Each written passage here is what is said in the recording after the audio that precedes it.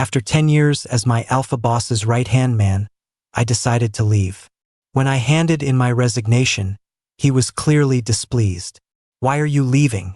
I glanced at the wedding ring on his left hand and pretended to be calm. "I'm getting married soon. My husband wants me to move away with him." The alpha was silent for a long time, but his knuckles turned white as he clenched his fist. On my last day, he wished me a happy marriage with a blank expression. I didn't look back. I just gently rested a hand on my stomach. Thank God I'm just a beta. He had no idea I was carrying his child. When I got out of bed, Raymond still hadn't woken up. Dragging my exhausted body, I quickly tidied up everything in the room. As I picked up the clothes from the floor, flashes of last night's wild scenes ran through my mind. Raymond, his eyes covered with a necktie, pinning me forcefully against the door. "Alexander, Alexander." He wasn't calling my name. I froze for a moment, the light in my eyes slowly dimming. My heart felt like it was steeping in vinegar, sour and bitter. The air was a thick mix of alcohol and pheromones. Scorching kisses trailed from the tip of my ear down to the nape of my neck. Raymond's sharp canines pressed against my skin, about to bite down. I knew I should stop him. After all, I wasn't the one he loved. But shamefully, I hesitated. In that single second, Raymond's pheromones were already flooding my system. I wrapped my arms around his waist, greedily inhaling his scent. Just for tonight, I thought, closing my eyes. Let me have you just this once. By the time I peaked, there was no turning back. Because I was so in love with him. After making sure he wouldn't notice anything was off when he woke up, I quickly left the hotel. Back at my apartment, I pushed through the pain to clean myself up, only to realize I had a fever. My whole body was burning up. I managed to call HR to request time off before collapsing onto the bed. When I woke up again, it had been 3 days. My voice was still a little hoarse, and faint kiss marks remained on my neck. I didn't pay them much mind, just threw on some clothes and headed out. As I approached the executive assistant's office, I could faintly hear a conversation inside. Owen has worked for the company for 10 years, and this is the first time he's ever taken such a long leave. He's been gone these past few days, and the boss seems totally out of it. Do you think something's going on between them? In your dreams. If something was going to happen, it would have happened by now. It's just that Owen is considerate and meticulous, and the boss is used to having him around. A prime alpha like the boss will definitely end up in an arranged marriage with another powerful family. Why would he ever look at a beta like Owen? They're not compatible at all. The spot on the back of my neck throbbed. I pushed the door open, feigning composure, and handed them their coffees. I had a family emergency, so I took a few days off. Thanks for covering for me. The office fell silent. Everyone looked awkward. I didn't have the energy to argue. A bitter taste filled my throat. After all, they weren't wrong. Raymond used to despise betas. The only reason I managed to get into the company was because we'd been classmates. Otherwise, a beta like me would never have been qualified to set foot in here, let alone fantasize about something happening between us. Raymond had a merger meeting with Thompson Corp. Today. Normally, I'd be by his side for something this important, and I didn't want to miss it now either. I gathered the documents and knocked on the CEO's office door. "Come in." Raymond looked up, his dark eyes fixed on me. It was as if he'd been waiting for me to knock on that door every single day. I placed the files on his desk, but then he suddenly asked, "Where have you been these last few days?" My hand froze. I could smell the faint scent of his pheromones in the air again. I didn't dare look at him, so I averted my gaze and said, "A family member was sick. I took time off to take care of him." At that, Raymond frowned, clearly displeased. "Your partner?" I paused, then nodded along with his assumption. Last year, rumors about me and Raymond were flying all over the company. To stop him from getting suspicious and to keep my job, I lied and said I already had a partner and had no feelings for Raymond whatsoever. The rumors gradually died down, and no one dared to speculate about him anymore. As the CEO's executive assistant, I thought I'd handled the PR crisis perfectly, but Raymond didn't seem very happy about it. I couldn't figure out why, and just assumed I hadn't done a good enough job. Now, though, it was a good excuse for taking leave. After all, Raymond would never give someone with a family a hard time. I explained, half-truthfully, he had a high fever for a few days. He was really suffering, so I wanted to go home and take care of him. So you just left me at the hotel all night? You didn't come get me all night? Raymond's voice was laced with a subtle grievance and a hint of something I couldn't quite place: jealousy. His gaze was so direct that I had to lower my head. I'm sorry. That was my mistake. Such a weak explanation obviously wouldn't convince him. When Raymond woke up that morning, his whole body felt strange. For instance, there were 1 or 2 scratch marks on his right shoulder, a faint bite mark on his wrist, and the room was eerily clean. His head ached a little. He must have forgotten some things. When he asked the front desk, they said no one had entered his room last night. Maybe he had been sleepwalking. Raymond did have a history of sleepwalking, so he let it go. But when he got home, he felt a tightness in his chest. He belatedly realized this was the first time Owen hadn't come to pick him up. In the past, no matter how late his business dinners ran, Owen would always be the first one there to get him. He felt like a kid at his first day of kindergarten, always looking for that one person's face, so he could use his drunkenness as an excuse to lean on him and smell the faint gardenia scent on his clothes. It was comforting and fulfilling. But that night he hadn't come. Raymond felt an inexplicable sense of being wronged. He waited for 3 days, looking forward to seeing him every day, just wanting an explanation. But now he wished he hadn't heard it. Raymond's eyes scanned me, as if trying to see right through me. I stared at the documents, forcing myself to remain calm. I reviewed the data over and over, not sure if he was even listening. Just as I was about to finish, he suddenly asked another question. Is your partner a good person? Good enough for you to abandon your work and stay with him for 3 whole days and nights? My voice hitched and I gave a stiff nod. I turned my head, staring at his reflection in the glass curtain wall, and said slowly, he's gentle, very accepting, and he's amazing at his job. He's a really good person. I was picturing that person and wishing it could be Raymond. Without realizing it, my tone softened. I just didn't notice that with every word I said, Raymond's expression grew tighter until he spotted the faint, pinkish kiss mark on my neck. He completely lost it and said coldly, "That's enough." I heard the impatience in his voice and instantly shut my mouth. I had overstepped. He was just making small talk, not trying to pry into my personal life. Raymond's brow was deeply furrowed, his jaw tight. He was angry. I took the hint and started to leave, but in the next second, I heard him say, "You don't need to accompany me to the merger meeting this afternoon. Hand your work over to Henry in the executive office." The same newcomer who had just mocked me for being a beta. I silently lowered my eyes and replied in a quiet voice, "Okay." I hadn't been feeling well for a few days. I had a persistent low-grade fever, and Raymond was barely seeing me. Everyone was saying that Henry might be taking over my job. After all, Raymond had assigned several projects I was in charge of to him. Henry was getting more and more arrogant and increasingly rude to me. "Owen, are you getting old and forgetful? You still haven't given me last quarter's report." Then again, the abilities of lowly betas like you have a ceiling. No matter how hard you try, you'll never accomplish even a fraction of what we can. But since we're colleagues, I won't hold it against you. Just that, when I take over your position, I hope you'll be able to handle it. He smiled, looking harmless, but his eyes were filled with confidence. After all, the assistant position had always been held by Omegas. I was the only exception. Everyone assumed I'd gotten the job through connections. But they didn't know that I had also graduated from a top university, that I had made it through round after round of selections to be able to stand by Raymond's side. In terms of ability, I didn't think I would lose to any of them. I looked at this arrogant Omega in front of me, and slowly, deliberately, poured the rest of my coffee onto his brand new suit. The expensive suit was now soaked with coffee, a pathetic sight. I gave him a smile that didn't reach my eyes. This is my way of handling it. After splashing him, I turned and walked away without a second thought. Henry's face turned green with rage. He was about to confront me when someone stopped him. "Hey, don't mess with Owen. Be careful or the boss will have your head." Owen's been with the boss for 10 years. You think you can compete with that?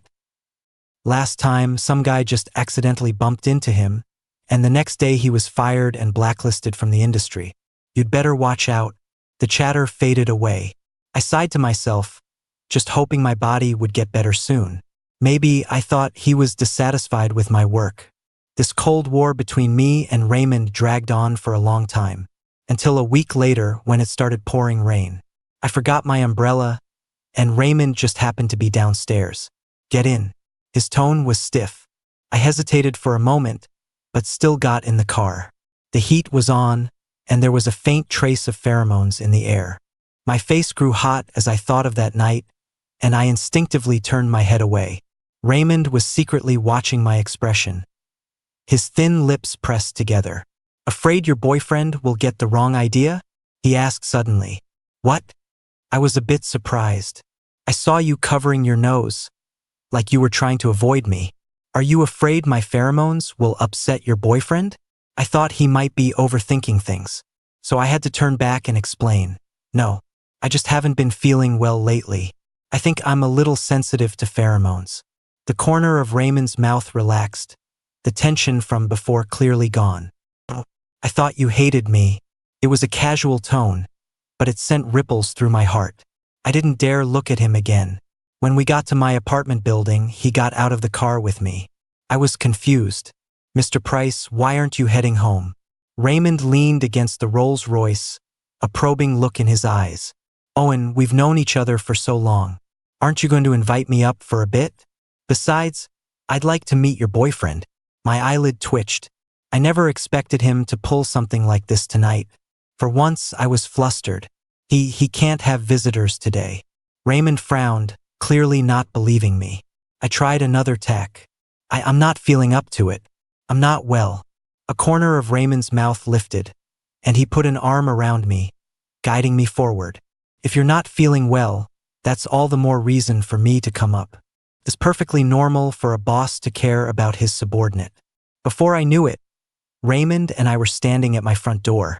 He stared at me, signaling for me to open it. A cold sweat broke out on my forehead, my hand trembling slightly. The key turned in the lock, and the door opened. But before I could step inside, a man's voice came from within. Owen, you're back? Instantly, both Raymond and I froze.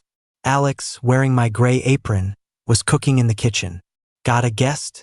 He asked it so naturally. Raymond's face was an absolute thundercloud. I nodded in agreement and pushed him inside.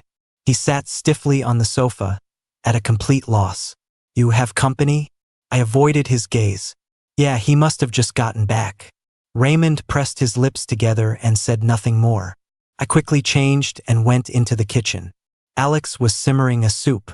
I asked in a low voice, "What are you doing back here?" He looked down. My mom made some chicken soup and told me to bring it to you. Speaking of Mrs. Davis, it had been a while since I'd visited her. After I moved to New York in high school, Alex and I became neighbors. My family was struggling back then, and Mrs. Davis often helped us out, frequently sending Alex over with things for me. After a while, Alex and I got to know each other. All these years, he's one of the few friends I have. Mrs. Davis and my mom were good friends. Now that she's older, she still thinks of me.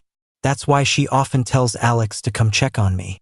To make things easier, I gave him a key.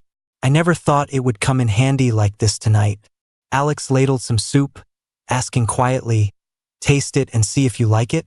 His slightly hoarse voice pulled me back to the present. I pursed my lips and took a small sip. It's delicious. A smile touched Alex's lips. Good. He put the spoon back in the pot and shifted slightly to the right. Alex was an alpha, tall and broad, and the kitchen in my rental was tiny. With that move, he basically had me boxed in. The chicken soup on the stove bubbled away, its aroma drifting into the living room. Raymond felt like he'd been thrown into the pot himself, being roasted over a fire. He had always prided himself on his composure, but glancing toward the kitchen made him inexplicably agitated. Did they have to be so close? Then again, he thought they were a couple. This was perfectly normal. Raymond bit the inside of his cheek, wondering why he had followed him up here just to torture himself. He turned his head and actually started imagining that the alpha was him.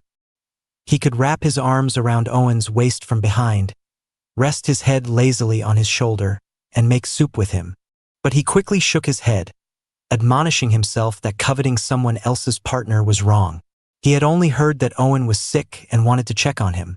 They were just a boss and a subordinate. That was all. Raymond closed his eyes, rubbing his temples uneasily. All the romantic fantasies came to a halt with Alex's question. "Mr. Price, will you be staying for dinner?" Though it was a question, the tone was thick with dismissal. Raymond knew this was his cue to leave.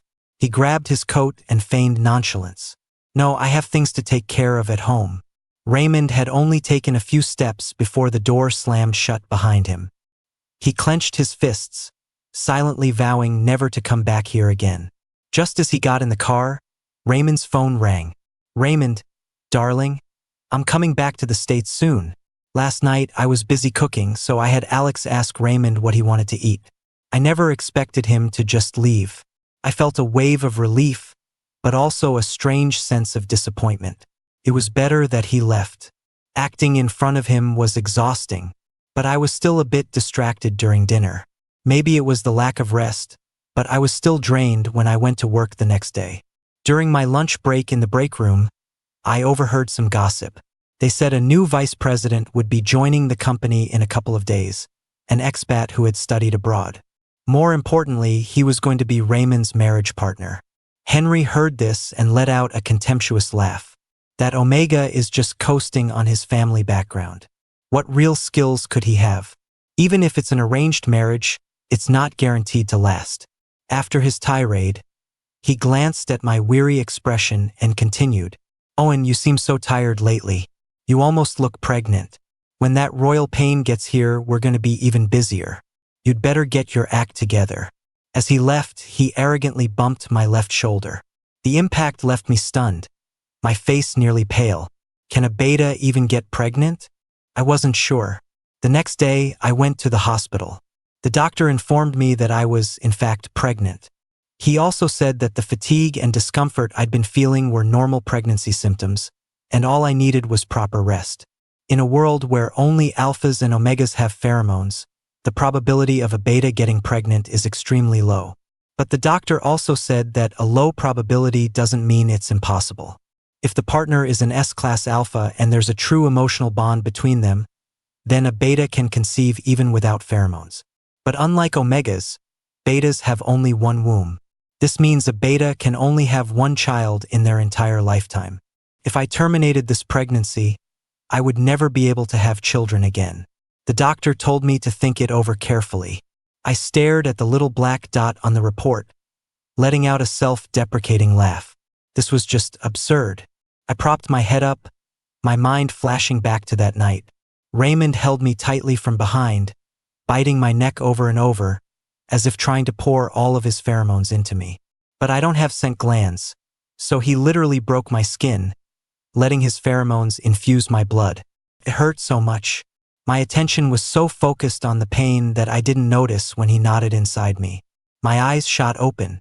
I tried to escape the bed, but he grabbed my ankle and pulled me back.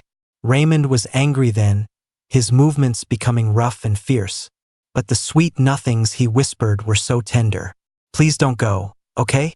My sweetheart, my treasure. I love you so much, Ian. But I'm not Alexander. I had stolen Raymond's love from someone else. So this child couldn't be kept. I hesitated for a moment, then scheduled an abortion. But the next second, I got a call from Raymond. "Owen, where are you?" Even though I knew he didn't know, I was still nervous. I gripped my phone and said calmly, "I'm in Midtown, picking up a file." I hadn't requested time off, I just made up an excuse to slip out for a bit. If he knew I'd taken leave, he would definitely ask questions. Raymond didn't detect anything unusual and gave me a new task. In that case, head to the airport and pick up Julian's song. Hearing that name, I really wanted to refuse. But if I did, Raymond would probably find out I was at the hospital. I clutched my phone and replied, "Okay." As expected, Julian was the new vice president. After he got in the car, he struck up a conversation with me. "Owen, it's been a while." I gave a faint nod. Julian was just being polite, he didn't really care about my response. I looked at this exquisite Omega in the rearview mirror again.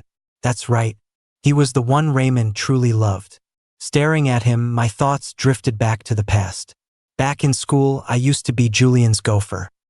He had just been acknowledged as the heir to a wealthy family, and he was spoiled, short-tempered, and loved to cause trouble, often offending people at school. Many alphas refused to be his bodyguard, only a desperate for money beta like me took the job. Julian had a bad temper, but he was generous with money. Every time I got beaten black and blue, a consolation fee would appear in my bank account. That money was enough to cover my mom's medical expenses. Later, I started working part-time, and my mom's health improved, so the expenses weren't as high. I stopped agreeing to be his gopher. But unexpectedly, Julian got very angry. After that, he often brought his bodyguards to cause trouble for me. He'd either rip up my books or make me fight his alpha bodyguards again. After tormenting me for over half a year, he met Raymond. The Price and Song families were both prominent families in New York. To maintain his image as a well-behaved young master, he stopped bothering me. Back then, the whole school was gossiping that Raymond liked Julian. When they graduated and went abroad, the rumor just faded away. Later, Raymond returned to the country to take over the family business, while Julian was still studying overseas. I never thought they'd get a chance to rekindle their romance. Julian was fussing with his clothes in the back seat, clearly taking this reunion seriously. As we neared the company building, Julian suddenly told me to stop the car. He had me get out and go to a bakery to buy a honey cake. It was Raymond's favorite. But when I came back with it, he dragged me into an alley. He grabbed my tie, his beautiful face twisted with rage. "You seduced him, didn't you?" Julian's anger was so sudden it left me bewildered. He said viciously, "You reek of his pheromones. You can't possibly not smell it, can you?" My pupils shrank and I took a step back. As a beta, my sense of smell isn't very sharp. But it had been over a month since that night. Raymond's scent should have faded to almost nothing. How could Julian smell it? He knocked the cake out of my hands, and the cream instantly stained my shoes. Julian's eyes were filled with hostility. "I forbid you from getting near Raymond. Owen, you don't want him to find out about your disgusting little secrets, do you?" I snapped my head up, terror in my eyes. A long time ago, Julian had found the love letters I'd written to Raymond. He didn't tear them up, he kept them. He said that Raymond hated betas so much, he'd be disgusted if he knew some creepy beta was secretly fantasizing about him. Julian had returned specifically for this marriage alliance. He wouldn't allow any complications. His eyes held the same mocking expression as they always had. "A lowly beta like you should just crawl back to the slums where you belong. Why do you keep getting in my way? I still have the photos and videos of you from back then. Beaten black and blue, snot and tears streaming down your face, covered in blood, looking like a filthy beggar. What, you want Raymond to see them too? Let him see just how ugly and dirty a lowlife like you is. If I ever see you near Raymond again, you can test me. See if I don't tell him all about how you used to be my dog while secretly lusting after him." Julian was full of arrogant confidence. When he heard approaching footsteps, he didn't hesitate to step on the cake and walk away. Once he was back in the sunlight, his face was all smiles again. Innocent, as if he didn't have a care in the world. He hooked his arm through Raymond's, his voice sickly sweet. "Raymond, darling, let me buy you a cake." Raymond frowned, pulled his arm free, and looked behind him. But the alley was empty. I hid in the shadows, my feet feeling as if they were filled with lead, unable to move. An autumn breeze swept through, and the alley grew cold and damp. I reached up and touched the raised wound on the back of my neck. It was still warm. What was so different about being a beta? I never considered myself inferior. But in front of Raymond, I couldn't take the risk. Looking down, I saw moss climbing the corner of the wall. Dark, damp, unable to see the light. I touched my stomach and made a decision. After my mom passed away, I'd been living alone, so leaving New York wouldn't be difficult. It only took me one night to pack everything. The next day, I submitted my resignation to Raymond.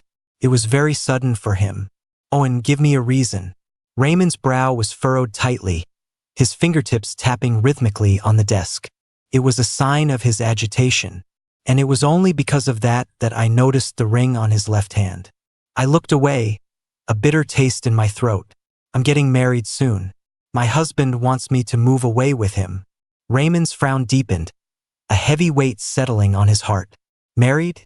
You've never mentioned this before. I paused for a moment before explaining, it's his idea, and I don't think it's a bad one. Raymond stared at me without blinking, an indescribable sense of loss welling up inside him. After a long standoff, he took a step back. Owen, I don't see you as the type to give up your career for marriage. Even if you get married, you can still work for the company. Or, I can transfer you to a branch office you'd prefer. Raymond was always a master strategist, rarely so flustered. I was a little surprised. I never thought he'd try to keep me. Perhaps he wouldn't be able to adjust to not having an assistant for a while after I left. But thankfully, Henry had already taken over most of my duties, eliminating the need for a long handover period. I explained this to him, trying to make him understand that my departure wouldn't disrupt work. But Raymond didn't seem pleased. The knuckles of the hand gripping his pen were white, and his jaw was clenched tight. I thought for a moment, then laid my cards on the table. Raymond, I've been working for you for almost 10 years. It's only recently that I've realized this might not be what I want. I should have the right to choose my own life. So I don't plan on coming back. With that, I placed my resignation letter on his desk. In that instant, Raymond felt something inside him crack. His chest felt empty, so hollow that a cold draft could pass through it. As I reached the door, I suddenly heard a hoarse voice. Owen. He called out to me, his voice trembling slightly. My heart skipped a beat. I suddenly remembered his call yesterday when I was at the hospital. Had he found out something was wrong? With my back to him, I nervously touched my stomach. He continued, Do you love your husband very much? I let out a breath. Thank God it wasn't that. It was an unimportant question, so I casually replied, Yes, I love him very much. Raymond lowered his eyes, his voice choked. I see. As I packed up my desk, my colleagues all came to see me off. They were actually all really nice kids, and they hugged me one by one, crying. Only in front of Raymond did I feel a bit reserved. He stood ramrod straight, hands in his pockets, with no intention of hugging me. I awkwardly stepped back and hugged the colleague next to him instead. His Adam's apple bobbed, a flicker of disappointment crossing his face. In the end, all he said expressionlessly was, Congratulations on your wedding. On the day I left, I had already booked a flight back to my hometown. Unexpectedly, Alex was planning to go back too. He was one of the few people who knew I was pregnant. Though he was shocked at first, he eventually accepted it and became even more attentive and considerate than before. Seeing him so busy for my sake, I felt a little guilty. After all, I had used him as a shield. I never thought he'd find out so quickly. That day, after I walked with Mrs. Davis, Alex specifically asked me to stay. His bright, dark eyes held a certain kind of hope. Owen, you said I was your husband. I choked, my cheeks flushing, and quickly apologized. But Alex didn't mind at all. In fact, he went along with it. If it's possible, I'd like to keep being your shield. My mind went a little fuzzy. Seeing my blank look, Alex got flustered too. I mean, we could try being more than friends. He racked his brain to come up with those words. Though it was a bit clumsy, I understood what he meant. I lowered my eyes and took a small step back. Alex forced a smile, a slight sourness blooming in his heart. The moment before I could speak, he cut in. It's okay, we're still friends, right? He looked sincere, but his eyes held a new layer of caution. Remembering how he and Mrs. Davis had cared for me, I nodded. I didn't have many friends, I wouldn't push him away over this. On his way back, Alex felt a heaviness in his chest. Owen always had this faint air of detachment. He was always quiet, always keeping to himself. Alex himself had been too reckless, never daring to get close. So, They had always just been regular friends. Later, he found ambition, wanting to earn more money to give them a better life. But he was framed and went down the wrong path, ending up in jail for a few years. During those years, his mother fell gravely ill, and it was Owen who took care of her alone. He even quit his stable job to pay for her medical bills, bracing himself to apply to the Price Corporation, a company that had never hired betas. By a twist of fate, they missed each other for several more years. When he came out, disheveled and worn, Owen had already become a capable and independent adult. Alex felt even more unworthy of him and just wanted to watch over him from a distance. Until a few days ago, when he ran into Raymond downstairs from his apartment building. That man had snidely mocked Alex. The gist was that he looked like a scoundrel and wouldn't make a good husband. Alex was confused at first, but he quickly figured it out. Even if it was just an excuse, Owen had said he was his husband. Looked at that way, maybe he wasn't completely indifferent to him. With that thought, he shot Raymond a triumphant look. Then he snatched Owen's things from his hands and headed upstairs without looking back. He was successful now. He could protect him openly. I took a job as a teacher at the local public elementary school here. Perhaps it's the pregnancy, but I find kids these days much more adorable than I used to. When Alex isn't busy, he often picks me up from work and goes grocery shopping with me. He even said that after the baby is born, Mrs. Davis can be the grandma, and he'll be the godfather. Family of 4, living peacefully. I thought about it and decided that sounded very nice. My only worry was Mrs. Davis's health. That day, after her physical therapy session, I went home early. In the middle of the night, a light rain began to fall, and I heard a knock at the door. I scrambled out of bed, thinking it was Alex needing something. But when I opened the door, I came face to face with Raymond. The man stood in the rundown hallway in his tailored suit. His hair damp with rain, his eyes misty, looking like he had just emerged from a confusing forest. I gripped the doorknob, almost forgetting to breathe. Time seemed to freeze in that second, until his gaze shifted from my face to my slightly showing belly. Raymond's eyes quickly turned red, a flash of heartbreak in them. Realizing something was wrong, I turned to close the door, but he blocked it with his hand. He forced his way in, his rain-soaked body pulling me into a tight embrace. He was so tall that I had to stand on my tiptoes, my arms hovering uncertainly around him. Raymond buried his face in the crook of my neck, his shoulders shaking. Soon, a warm wetness seeped through my shirt. I heard his trembling voice say, "Owen, I'm sorry." After Owen left, Raymond couldn't adjust. Every day at work, he would still habitually use the intercom to call for him. Owen had a bad habit of not eating breakfast on time.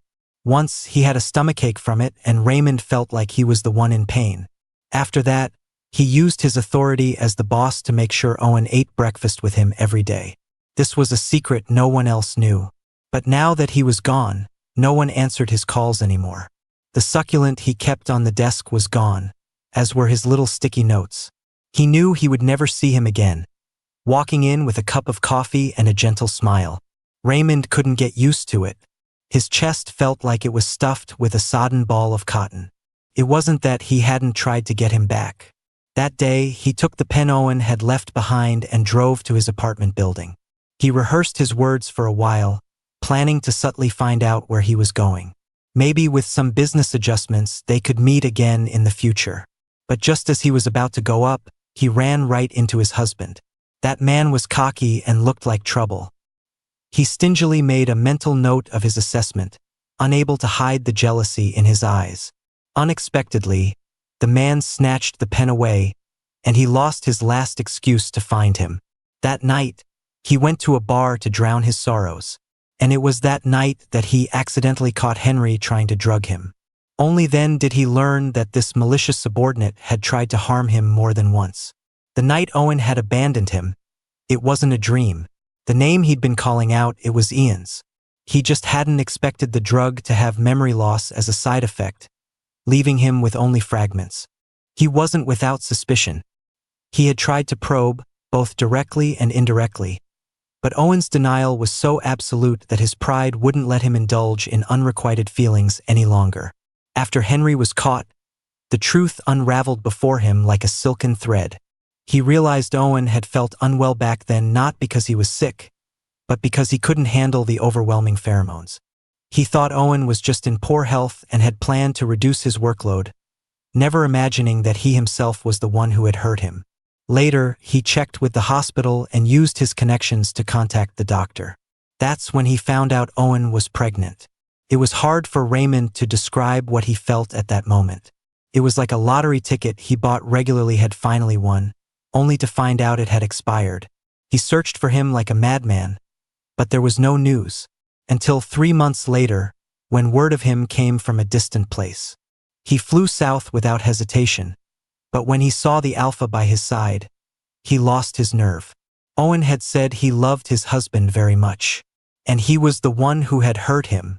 He started to remember that night, piece by piece, and realized Owen had always been turning his head away, refusing to look at him.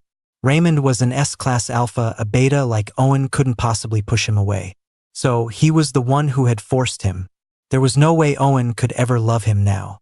With this understanding, he had been stalking him like a creep for days, not daring to get close. It wasn't until he was staking out the building tonight that he learned from a neighbor that Owen wasn't married at all. That alpha named Alex was just his friend. Raymond felt like he'd been hit by the jackpot, so happy he froze on the spot. That night, he couldn't hold back any longer and went upstairs. He had to see his Owen. He had to be his. He was holding me so tightly I could barely breathe. I couldn't help but pat his back a couple of times. Raymond pulled back slightly, but still didn't let go. He then asked, "Owen, did it hurt a lot that night? Since he'd managed to find me here, he must know everything." I thought for a moment and nodded. "It did hurt. Your teeth are very sharp." The wound on the back of my neck still hadn't fully healed. Raymond stared blankly for a moment, then nuzzled his head against me. "I'm sorry," he continued. "It's been hard for you, hasn't it? The doctor had said that betas aren't naturally suited for pregnancy. If they do have a baby, they suffer much more than a typical omega." I frowned, thought for a bit, and said, "Yes, it's been a little hard. At first, I had to outsmart the local thieves and scammers. Then I started having trouble sleeping at night. Recently, I think the change in environment has given me a rash, and it gets itchy at night. Thankfully, the baby in my belly isn't very big yet and isn't causing trouble, so I don't have to worry too much." Hearing my words, Raymond started crying again. I frowned in disgust, thinking to myself that alphas are so fragile, not nearly as emotionally stable as us betas. "I'm sorry, Owen," he said again. I sighed and waited quietly for him to compose himself. After half an hour, he still showed no signs of letting go, so I had to push him away. Raymond had cried so much his eyes were swollen, and from burying his face in my neck for so long, his face was flushed red. I turned to get a dry towel and wiped his hair and face. Raymond followed me like a clingy child, as if he was afraid I'd run away. I told him to sit down, but he grabbed the corner of my shirt and asked cautiously, "Why did you lie and say you were married when you were pregnant with our baby?" Raymond asked so bluntly. My hand paused, and I looked out the window. On the wooden windowsill sat the white gardenia I had planted. The light rain pattered against the leaves of the plane tree, just like my heart right now, filled with anxiety. I lowered my eyes and said hesitantly, "Because I thought I might like you a little." My voice was soft, but it landed like a bombshell in Raymond's heart. But just as quickly, I delivered his sentence. "But you don't like me, so I decided to leave. And now, I've realized you're not that important to me anymore." I put down the towel and stopped touching him. After leaving Raymond, I discovered that not missing him wasn't that hard. I have no family and no children. For all these years, only Raymond, my boss, had shown me any real care. Perhaps all this time, I had just been using him as an emotional crutch. And now I would soon have a baby of my own flesh and blood. Once I have a family, Raymond won't be important to me anymore. So even if he found out about my shameful old feelings, I wouldn't be afraid. If something isn't important, you don't care about it. Raymond's heart was a mix of bitter and sweet. He spoke eagerly, It's not that I don't like you. I do like you. I was the one who was always afraid you didn't like me. He looked like a student taking an exam, anxiously awaiting my judgment. After hearing him, my eyelashes fluttered, but I only replied faintly, "Thank you for liking me. But from now on, I probably won't need it." The rain stopped, and the room became eerily quiet. In such a still space, no emotion could hide. He looked down and saw my utterly calm eyes. No hiplis, no joy, no sorro. His heart felt like it was sinking to the bottom of a lake, sour and swollen. Raymond finally understood that Owen would no longer be moved by him, because he was no longer important. He didn't remember how he got downstairs, only that every step away from him was a stab of pain in his heart. Raymond stood downstairs, his hands still cold, as if they had never touched that person. At that moment, he finally understood that an expired lottery ticket can never be cashed. He had confessed too late. The moment he learned of the other's feelings was the moment they were destined to miss each other. After Raymond left, a faint scent of pine lingered in the room.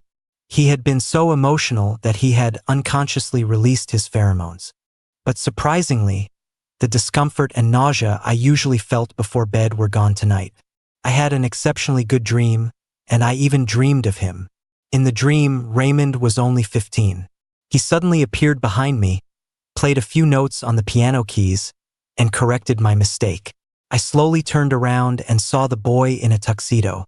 He shyly asked me if I would be his partner for a duet. My ears grew hot and I nodded. Back then, I was a bit of a loner and didn't have many friends. But the summer camp counselor required me to find a partner for a performance. Raymond's appearance was a godsend. He was boisterous and had many friends, so I wasn't sure if he would still choose me in the end. But before the performance, I dropped out of the summer camp. That summer, my mom got sick, and my dad divorced her. My dad used to be a powerful alpha, but he could never mark my mom. Because my mom, like me, was a beta without pheromones or scent glands. Once, on a business trip, he got drunk and accidentally marked an omega. When my mom found out, she asked for a divorce. My dad argued that the omega had deliberately released pheromones to seduce him, that he was just following an alpha's instinct. As long as they didn't divorce, his love for my mom and me wouldn't change. But my mom was disgusted. After all, an AO marking meant she would have to constantly endure sharing her husband with someone else. In the end, when my mom was at her sickest, my dad took all the family's money and ran off. Species that can't control their biological instincts are just disgusting, I thought. And then, I turned around in the hospital and saw Raymond, who had just presented as an alpha. He probably wanted to come over and say hi, but he was scared off by the hostility in my eyes. I projected my baseless malice onto him, and he finally ran away. I thought he might retaliate since he was a rich young master. But unexpectedly, the money that trickled down from the Price family accidentally saved my mom. Raymond spent his first birthday as an alpha in the hospital. Old Mr. Price was so happy that he donated $500,000 to every room on the entire floor in the name of charity. $500,000 was exactly enough for my mom's surgery. After the surgery, Raymond disappeared. Later, my mom and I moved. I had thought about writing Raymond an apology letter, but I didn't know his address, and as I wrote, they turned into a few spoiled love letters. Even worse, they were stolen by Julian. By the time Raymond returned from the UK, we were complete strangers. Even though we were at the same school, we acted like we didn't know each other. I only saw him occasionally when Julian came to bother me. He would always stand by his side, then give me a disdainful glance, as if I were interrupting their date. My heart felt heavy. I thought he was petty and didn't want to look at him anymore. But with him around, Julian stopped bothering me to save face, and I had some rare peaceful days. After graduation, we went our separate ways again, until Alex got into trouble and went to jail, and Mrs. Davis suddenly fell seriously ill. To raise money for her medical bills, I quit my job and applied to the largest business conglomerate in New York. Coincidentally, there was a policy change that year, and the company, which had never hired betas, unexpectedly relaxed its hiring conditions. Later, many betas were even able to enter the Price Corporation based on their talents. But even more coincidentally, my interviewer that year was Raymond. With a gentle turn of its hand, fate brought us together again. He always seemed to appear like that when I was at my most wretched and most humiliated. And with a simple wave of his hand, he would lift the heaviest burdens from my shoulders. We seemed so far apart, yet he was everywhere. Like this morning, when I woke up and saw him leaning against the Maybach downstairs. Raymond smiled gently at me. "Owen, let me drive you to work." I didn't agree. I took the subway as usual. I didn't expect Raymond to follow me, squeezing onto the crowded train with me. By the time we got off, his dark blue bespoke suit was all wrinkled. After work, I went grocery shopping with Alex, and he followed us there too. The farce ended with Raymond stepping in chicken droppings and then slipping and falling into a fish tank. Laughter erupted all around him. He scrambled to his feet, a look of pure shock on his face. In the past, as his assistant, I would have been the one to handle everything. But I wasn't his assistant anymore. He was just a pathetic spectacle for everyone to gawk at. I stared at him, my lips parting, but in the end, I said nothing. As we neared Mrs. Davis's building, Alex went up first. Raymond, reeking of fish, kept his distance from me. I frowned and scolded him harshly. "Have you no pride?" He shot back, his eyes red. "Will pride win you back?" The wind howled, blowing his tears toward me. I took a deep breath and told him, "Raymond, I will never be with you. To be precise, I will never accept an alpha partner. After all, I'm just a beta. I don't have pheromones, and I can't be marked. You're acting like this now only because you're not used to being without me. When you meet a highly compatible Omega in the future, you'll be drawn to her. You'll realize that's what you really want. So why make things so humiliating for both of us?" But Raymond said with conviction, "I won't. I will never betray you." My eyelids fluttered, and I looked up at him again. His eyes were like obsidian, filled with an extraordinary determination. "Owen, turn around and look at me. I won't let you down." This time, it was my turn to be speechless. I ignored him and went upstairs. I thought he would get the hint and give up, but a week later, he appeared again. In the middle of a downpour, Raymond knocked on my door. He had run here in the rain, his eyes bright and clear, but the words that came out of his mouth left me frozen on the spot. "Owen, I had my scent glands removed." I was too shocked to say anything. He blinked, his voice a little weak. "Ian, hug me." The moment I touched his hand, he pulled me into a full embrace. Immediately, I was enveloped in a rich pine scent. It was coming from the glass vial in his hand, which held his pheromones. The doctor said pheromones can make your pregnancy less uncomfortable. So I saved some, thinking I could give them to you. If you ever feel unwell, just open it. He handed it to me, the glass still warm from his touch. Felt like he was offering me his heart. It was scalding hot in my palm. I looked at him at a loss. "Why would you do this?" He bent down to look me in the eye. "Please trust me. Trust his sincerity. Trust his loyalty." I saw the raised scar on the back of his neck and quickly said, "I do. I trust you. Don't hurt yourself anymore." Seeing that I was softening, he pressed on. "If you trust me, will you marry me? But aren't you already engaged?" I looked at the ring hanging from a chain around his neck. It was the same one he'd been wearing on the day I left. Raymond frowned. "Who said that?" He took off the ring and firmly slid it onto my ring finger. "It's for you. My mom gave it to me to win over her future daughter-in-law. The day you left, I was going to give it to you." He coughed awkwardly. "I was thinking if you were really getting married, then if you were hiding my ring, it would give me a sense of participation in your wedding. Maybe I could even imagine it was me marrying you. But then you said you loved your husband very much, and I got angry and didn't want to give it to you anymore." At this, he curled his lips into a smile. "Good thing you lied to me." My resolve was wavering. I finally asked the question, "Then what about Julian? Aren't you two getting married?" At the mention of that name, Raymond's face filled with disgust. "Why would I marry him? I don't even like him. The Price family isn't so weak that we need to rely on marriage alliances to grow. The only reason I had anything to do with him was because—" He hesitated for a moment, but then chose to reveal the truth. You used to hate alphas, didn't you? Back then, you told me you hated me at the hospital, and after I transferred schools, you refused to see me. At that time, Julian said he was your friend. So I thought if I got close to him, I could see you. His every word fell on my heart like an overturned jar of lemon honey. Sour and sweet, it was enough to make my head spin. The back of his neck started bleeding again. I turned to get the first aid kit. As I bandaged it, my heart ached. But Raymond didn't seem to mind. He only cared about one last question. Ian, did you see the message I sent you the year we graduated high school? My hand paused. I said softly, I saw it. Back then, he had found the phone number I'd left at summer camp and sent me a text. The message said he was about to go abroad and wanted to see me one last time before he left. I didn't really use that phone number anymore, but I happened to turn it on that day. When I saw the message, I immediately headed to the airport. But on the way, I got the news that my mom had passed away. I didn't go any further. I went to see my mom one last time instead. After I finished my story, Raymond's eyes instantly reddened. I'm sorry. At the time, when he didn't see me, he had resented me for being heartless. Later, he broke his phone, and I couldn't find him either. We resented each other, always angry that the other wasn't steadfast enough.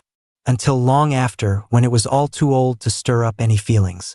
I finished applying the medicine, and then I heard him say, Ian, can you let me be your family?